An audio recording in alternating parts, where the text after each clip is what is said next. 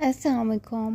आज मलिक हाज़िर है एक और न्यू एपिसोड के साथ जो कि हार ज़िंदगी की एपिसोड नंबर 40 पार्ट 1 है। तो आप लोगों की भरपूर प्यार मोहब्बत और अच्छे कमेंट्स का बहुत सारा शुक्रिया, इंतज़ार का भी शुक्रिया। फर्दर भी कमेंट्स में अपनी राय का इजहार ज़रूर कीजिएगा। तो let's move on to our episode number 40 part 1 of हार ज़िंदगी। तहरीर आयश मलिक। सुबह की रोशनी उम्मीद की नई किरण लेकर आई थी। आज इसका फर्स्ट लाइव वीडियो सेशन था। जो इंतकाम इसने सोचा था, इस सब के लिए आज इसने पहला कदम उठाना था। इसका पुख्ता अज़्म था कि वो अपनी हुई बेइज्जती का जवाब अपने तरीके से लेगी। वो बताएगी सबको कि सच्चा मुसलमान कौन है, कौन सही और कौन गलत। जो किसी को काफिर कह सकता हो, वो कैसे सही हो सकते हैं। अब वो गलत साबित करेगी सबको, मगर इनकी तरह वायलेंस करके नहीं। वो हर तरह से सोचती, ख़ुद को मेंटली रेडी कर चुकी थी। सबसे पहला काम इसने अपने 3 मेंबर्स पर मुश्तमिल सोशल मीडिया की टीम को तश्कील दिया था, जिनमें एक लड़की और 2 लड़के शामिल थे, जिन्होंने इसका सोशल मीडिया हैंडल करना और वीडियोस एडिटिंग और बाकी सब देखना था। फ्रेश होकर वो स्टूडियो में आई। वो लोग इसके इंतज़ार में बैठे थे। यहाँ किसी किस्म की डिस्टर्बेंस का मसला नहीं होना था, इसलिए इसने ये जगह चुनी थी। यहाँ ही इसने अपना सारा सेटअप करवा लिया था और ये सब काम वो साथ साथ करवाती आई थी, जो अब मुकम्मल हो चुका था। टीम मेंबर्स, बैकग्राउंड और बाकी सेटिंग इसके आने से पहले ही कर चुके थे। Are you ready guys? Yes ma'am, हम रेडी हैं, बस आपका ही इंतज़ार था। कुछ रह तो नहीं गया ना? इसने सारी तैयारी पर नज़र डालते इनसे पूछा। नो मैम, बस आपके लाइव आने की देर है, बाकी सब हम संभाल लेंगे। गुड, चलें फिर शुरू करते हैं। वो अपने मॉम डैड को बताए बगैर सब कर रही थी। इसकी नज़र में इनको बताने का कोई फ़ायदा नहीं था। अपनी तरफ से उन्होंने इसे हर फैसला लेने की आज़ादी दे रखी थी। वो जो चाहे करे, सीखे, इससे कोई सवाल जवाब नहीं होता था। बचपन में जब वो कोई बात छुपाती थी तो इसके मॉम डैड इसके आगे पीछे घूमते थे। इसकी मॉम तब तक सुकून से नहीं बैठती थी जब तक वो जान न लेती कि असल बात क्या है। मगर फिर आहिस्ता आहिस्ता सब बदलना शुरू हो गया। इसके मॉम ने भी इसके डैड की तरह सोशल होना शुरू कर दिया। वो भी बिजनेस वुमेन और सोशल वर्कर बनती गईं। इस सब में वो अपने मॉम डैड से दूर होती चली गई और अपने आप में रहने लगी। उन्होंने भी इसकी इस तब्दीली को जल्द कबूल कर लिया था। जहाँ भी बात इसकी सेफ्टी की आती थी, वो लोग वहाँ पर कामयाब बिजनेसमैन और वुमेन के बजाय वाकई वाले रिवायती मॉम डैड बन जाते थे। बस एक यही बात की फ़िक्र वह सबसे ज़्यादा करते थे। बाकी वो भले जैसे मर्ज़ी जिए, वो कम ही इसकी ज़िंदगी में मुदाखलत करते थे। सब कुछ पसे पुष्ट डालती, सारी सोचों को झटकती, सर पर अच्छे से दुपट्टा लेती, वो लाइव आने के लिए रेडी हो चुकी थी। ओके का साइन मिलते ही इसने बोलना शुरू किया। शुरू में वो थोड़ा लफ्ज़ों के चुनाव में कंफ्यूज हुई, मगर फिर आहिस्ता आहिस्ता वो अपने अज़ली सेल्फ कॉन्फिडेंस में आ चुकी थी। इस सब के लिए वो रात में कुछ प्रैक्टिस भी कर चुकी थी। इस वजह से इसको ज़्यादा मसला नहीं हुआ। पहले व्यूज़ ना होने के बराबर थे, पर जैसे जैसे वो बोलती गई, थोड़े थोड़े व्यूज़ आना शुरू हो गए और आहिस्ता आहिस्ता बढ़ रहे थे। बाकी इसकी टीम का काम था इसकी वीडियोस कैसे वायरल करनी है। اس سیشن میں اس نے اپنی جماعت کے متعلق بنیادی عقیدہ اور کچھ بیسک کانسیپٹس بیان کیے۔ 20 منٹ بعد اس نے اپنا پہلا سیشن ختم کیا۔ کیسا رہا؟ ختم ہونے کے بعد اس نے اپنی ٹیم سے پوچھا، میم بہت اچھا، لگ ہی نہیں رہا تھا کہ یہ آپ کا پہلا ایکسپیرینس ہے۔ ٹیم واقعی امپریس ہوئی تھی۔ اور ویوز؟ میم ابھی تو کم ہے، مگر جلد ہی یہ ویڈیوز وائرل ہو جائیں گی، وہ سب ہم کر لیں گے۔ آنے والے سیشنز کے لائیو ویوز پہلے سے بڑھ کر ہوں گے اور یہ سلسلہ رکے گا نہیں۔ وہ اس بات میں سر ہلا گئی۔ نیکسٹ سیشن کب کریں گی آپ؟ کل۔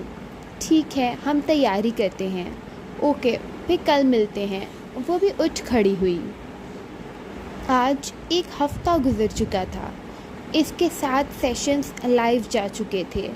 اس کی ویڈیوز اچھے سے وائرل ہو رہی تھیں، نہ صرف پاکستان میں بلکہ پاکستان سے باہر بھی۔ یہ سب کافی جلدی ہو رہا تھا۔ اتنی کامیابی کی امید اسے خود بھی نہیں تھی، مگر جو بھی تھا اچھا ہی تھا۔ وہ خوش تھی۔ آج وہ جیسے ہی اسٹوڈیو سے باہر نکلی، سامنے اپنے موم ڈیڈ کو دیکھ کر رکی۔ اس کی ٹیم بھی اس کے پیچھے باہر آئی۔ یہ سب کیا ہے امید؟ کیا ہم جان سکتے ہیں؟ ان سب پر نظر ڈالتے وہ امید سے مخاطب ہوئے۔ ان دونوں کو دیکھتی وہ اپنی ٹیم کو وہاں سے جانے کا اشارہ کر چکی تھی۔ وہ لوگ رفو چکر ہوئے تھے۔ اس نے باقاعدہ ہاتھ باندھے اور ویسے ہی کھڑی رہی۔ ہم نے کچھ پوچھا ہے آپ سے امید؟ آخرکار آپ کو یاد آ ہی گیا، آپ کی ایک عدد بیٹی بھی ہے۔ موم ڈیڈ، وہ اپنے آئبرو اچکاتی بولی۔ وہ دونوں نہ سمجھی سے ایک دوسرے کو دیکھنے لگے۔ حیرت ہے آج آپ لوگ گھر پر ہیں، ورنہ آپ کو تو شاید 1 سال بعد بھی پتہ نہ لگتا کہ میں کیا کر رہی ہوں اور کیا نہیں۔ ہم یہ سب آپ کے لیے ہی کرتے ہیں امید، ہمارا اور ہے ہی کون؟ مرزا مبین تحمل سے بولے۔ نو ڈیڈ، یہ سب آپ میرے لیے نہیں کر رہے۔ امید بات تو اس کی موم اس کی طرف بڑھی۔ موم پلیز، مجھے کوئی لیکچر نہیں سننا آپ کا، یہ سب آپ میرے لیے نہیں اپنے اسٹیٹس کے لیے کر رہے ہیں، ورنہ میں تو کبھی دولت یا اسٹیٹس کانشیس نہیں رہی ڈیڈ۔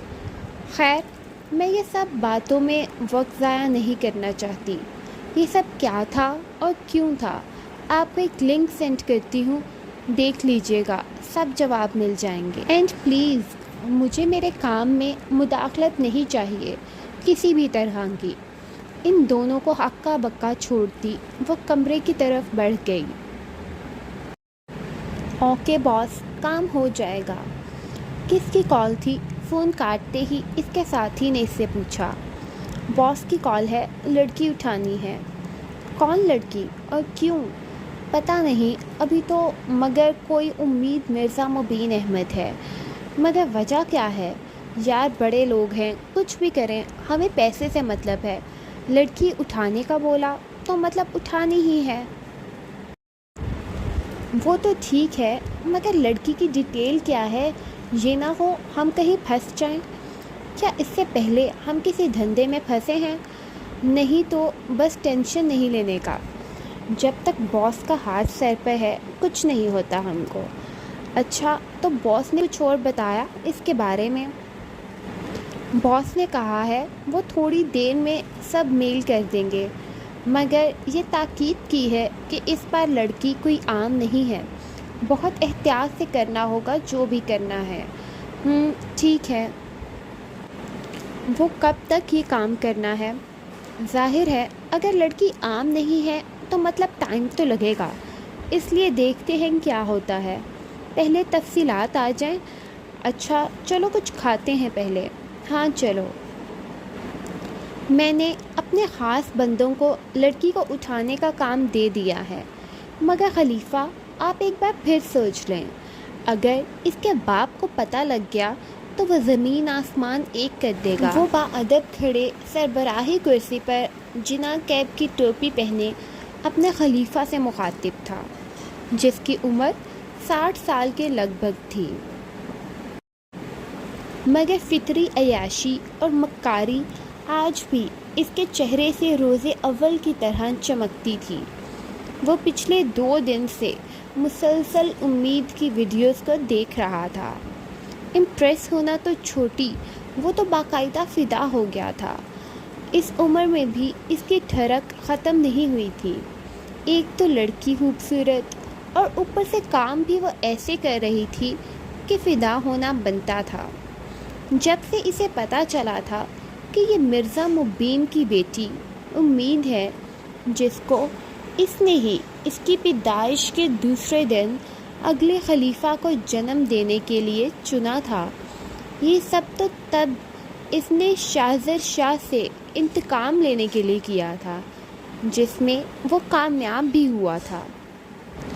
مگر اسے یقین نہیں آ رہا تھا کہ وقت نے ایک بار پھر اسے کھیلنے کا موقع دیا تھا۔ جہاں تک اس لڑکی کی اس نے ڈیٹیلز نکلوائی تھی، تو اسے پتہ چلا تھا کہ کچھ دن پہلے ہی اس نے سارے سوشل میڈیا اکاؤنٹس پر اپنا چینل بنایا ہے اور تبلیغ کرتی ہے۔ ان کی جماعت میں لڑکیاں ایسا کام نہیں کرتی تھیں، مگر اس طرح سے جو کامیابی ہو رہی تھی اور ممکنہ کامیابی نظر آ رہی تھی، اس کو اگنور کرنا ناممکن تھا۔ اس کے چہرے کی شیطانی مسکراہٹ ختم ہونے کا نام ہی نہیں لے رہی تھی۔ کیا خوب بیج بویا تھا، اب تو پروان چڑھ چکا ہے۔ نائب کی باتوں کو اگنور کرتا مسلسل امید کی ویڈیوز کو گھورتے بولا، عمر کیا ہے اس کی ابھی؟ 19 سال، کچھ وقت میں 20 ہو جائے گی۔ بہت خوب، تو بس میرا فیصلہ نہیں بدلے گا، پھر مجھے یہ لڑکی چاہیے ہی چاہیے۔ اس نے اپنی داڑھی پر ہاتھ پھیرتے کہا، میں نے اپنے بندوں کو کام پر لگا دیا ہے، مگر مجھے سمجھ نہیں آ رہی کہ آپ کو وہ کیوں چاہیے؟ نائب نے ناسمجھی سے پوچھا۔ وہ کل سے پریشان تھا، کو امید کی ویڈیوز دیکھتے ہی اس لڑکی کی خواہش کا اظہار کرتے لانے کو کہا تھا، اور اس کے لانے کا مطلب اس طرح سے ہی لانے کا ہوتا تھا، یعنی اٹھوانا۔ سالوں سے وہ اس کے ساتھ تھا، اس کی رگ رگ سے بخوبی واقف تھا، بلکہ وہ ہی اس کے کالے کارناموں کا انتظام کرتا تھا۔ پھر وہ شراب، شباب، کالا پیسہ یا مذہب کے نام پر ڈھونگ، اس کی دوسری بار کہنے سے پہلے وہ کام کر دیا کرتا تھا۔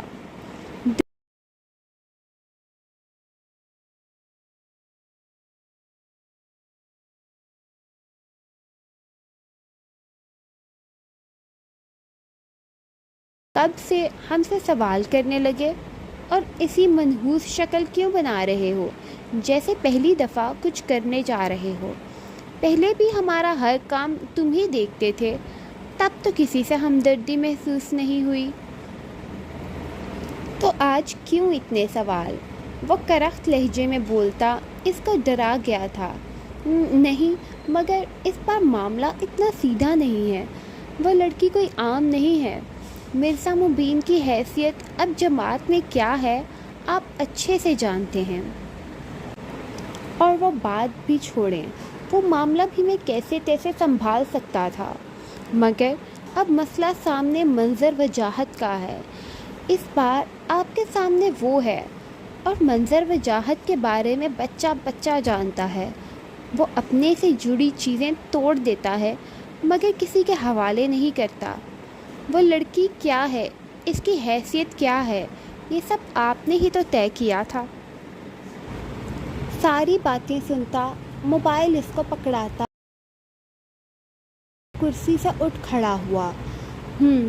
تم اس کی فکر نہ کرو، جتنی تفصیلات تم نے ہمیں بتائی ہیں، اس سے ایک بات واضح ہے، نہ یہ لڑکی منظر کو جانتی ہے، اور نہ منظر نے کبھی اس کو جاننے کی ضرورت محسوس کی ہے۔ اگر ایسا ہوتا تو یہ بات بہت پہلے میری نظر میں آ چکی ہوتی۔ اس کی بات سنتے اس نے اس بات میں سر ہلایا، مگر اس سے اس کی حیثیت میں فرق تو نہیں آئے گا نا؟ وہ منظر وجاہت کے نام جڑی تو ہے نا؟ نا غلط، میں نے اس کی شادی کبھی منظر سے طے نہیں کی، دیکھتا بولا۔ مطلب؟ نائب نہ سمجھی سے بولا۔ تم شاید بھول رہے ہو، وہ اگلے خلیفہ کو خلیفہ وقت کے ساتھ دے گی، تو اس وقت خلیفہ وقت میں ہوں، تو اس حساب سے وہ میری ملکیت ہے، نہ کہ آنے والے خلیفہ منظر وجاہت کی۔ مگر اس کی شادی 22 سال کی عمر میں ہوگی اور منظر اگلے سال خلیفہ کا عہدہ سنبھالے گا، تو آپ کیسے؟ میں سمجھا نہیں۔ وہ ابھی تک پریشانی سے ساری سچویشن سمجھنے کی کوشش کر رہا تھا۔ اگر تم اتنے سمجھدار ہوتے تم میری جگہ پر ہوتے۔ وہ اس کے کندھے پر ہاتھ رکھتے تنزیہ بولا۔ نکاح 22 میں ہو یا 19 میں، مطلب تو نکاح ہے۔ وہ ویسے بھی میرا ارادہ نکاح کا نہیں ہے، وقت گزاری کا ہے۔ اس کے بعد جس کو نکاح کرنا ہے کرے یا نہ کرے۔ وہ اپنے خیالات کی گندگی کا اظہار کرتا شیطانی ہنسی ہنسنے لگا۔ نائب بھی آخرکار کچھ سمجھ چکا تھا۔ ویسے بھی منظر وجاہت کبھی بھی چھوڑی ہوئی چیز نہیں کھاتا۔ اس کے ساتھ دونوں کا قہقہا بلند ہوا۔ یہ سب بہت غلط ہوا ہے سوم۔ مرزا مبین کب سے اپنے روم میں اضطراب سے ادھر ادھر چکر لگا رہے تھے۔ میری بیٹی، میری پرنسس خود کو پھنسا چکی ہے، میں کیسے اس کی حفاظت کروں گا؟ بیگم مبین بھی صوفہ پر سر دونوں ہاتھوں میں گرائے بیٹھی تھی۔ اتنی لاپرواہی وہ بھی ہم سے آخر کیسے ہو گئی؟ وہ بھی اشک بھری آنکھوں سے بولی۔ وہ اتنا سب کرتی گئی اور ہمیں پتہ لگنے بھی نہیں دیا، اور یہ ملازم میرے ہاتھ سے نہیں بچیں گے۔ آج انہوں نے آخر کیا سوچ کر چھپایا؟ وہ غصے سے کمرے سے نکلنے لگے جب بیگم کلثوم نے انہیں روکا۔ رک جائیں مبین، آپ جانتے ہیں یہ سب امید کے کہنے پر ہوا ہے، اور اس گھر میں کوئی بھی اس کے حکم کے خلاف نہیں جا سکتا، تو اس لیے ان سب پر غصہ نکالنے کا کوئی فائدہ نہیں۔ جب ہماری بیٹی ہمیں نہیں بتانا چاہتی تھی کچھ، تو مطلب وہ سب انتظام کر چکی تھی۔ انہوں نے اپنے شوہر کو سمجھانے کی کوشش کی۔ آپ سمجھ نہیں رہی بیگم، یہ کوئی چھوٹی موٹی ضدی فرمائش نہیں ہے، وہ اپنے آپ کو اندیکھے خطرات میں پھنسا چکی ہیں۔ آپ اچھے سے جانتی ہیں ہماری جماعت کا اس ملک میں کیا ایکسیپٹنس ریٹ ہے۔ کیسے حفاظت کر پائیں گے اب ہم اپنی بیٹی کی؟ پہلے ہماری وجہ سے اس کی جان خطرے میں تھی، مگر یہ سکون تھا کہ اس کو لوگ نہیں جانتے، مگر اب اس کو دنیا کے کونے کونے سے لوگ دیکھ اور جان چکے ہوں گے۔ وہ بھی اس انداز میں۔ وہ ان کے پاس صوفے پر بیٹھتے پریشانی اور خوف سے بول رہے تھے۔ ایک ہی اولاد تھی ان کی، جس کی خاطر انہوں نے کیا کیا نہیں کیا تھا، اور وہ اولاد کیا کر بیٹھی تھی اسے خود بھی نہیں پتا تھا۔ ہم امید سے بات کرتے ہیں، اس کو سمجھاتے ہیں، وہ سمجھ جائے گی۔ بیگم کلثوم نے انہیں تسلی دینا چاہی، مگر اندر سے وہ خود بھی اتنا ڈر چکی تھی۔ کیا سمجھائیں گی آپ انہیں؟ اب کیا فائدہ کسی بھی بات کے سمجھانے کا؟ وہ دنیا کی نظر میں آ چکی ہیں۔ یا اللہ میری بچی کی حفاظت فرما۔ وہ اس وقت اپنی حیثیت، دولت، رتبہ سب بھول چکے تھے۔ میں آج خود کو اس دن کی طرح لاچار محسوس کر رہا ہوں جس دن میں نے اپنا مذہب، اپنا سب بدلنے کا فیصلہ کیا تھا، مگر فرق کتنا ہے، تب مجھے اپنا ضمیر کو مارنا تھا جو میں کر گیا تھا، مگر آج میرے اس فیصلے کے بدلے کی بھینٹ میری بچی چڑھ سکتی ہے جو میری روح کو جھنجھوڑ رہا ہے۔ وہ ایک بار پھر اسے اٹھ کھڑے ہوئے۔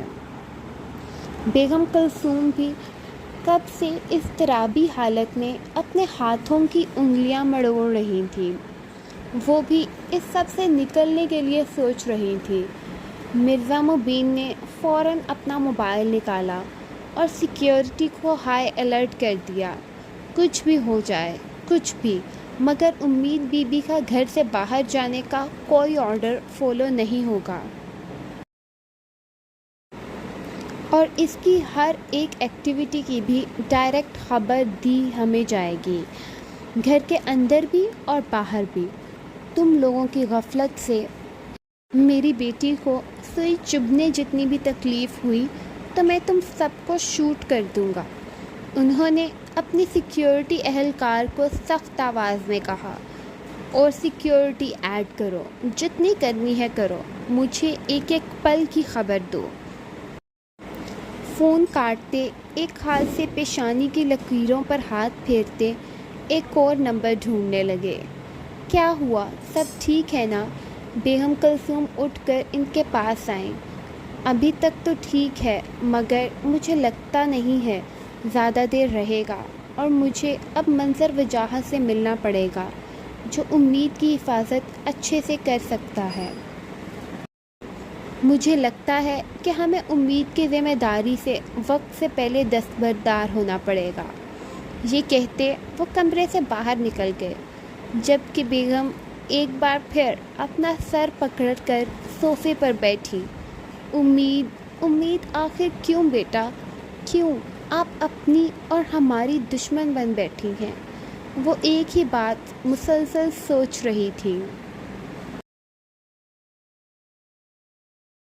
So that is the end of episode 40 part 1۔ امید ہے آپ کو یہ ایپیسوڈ بھی ضرور پسند آئے گی۔ اپنی قیمتی رائے کا اظہار ضرور کیجیے گا۔ تب تک کے لیے اللہ نگہبان۔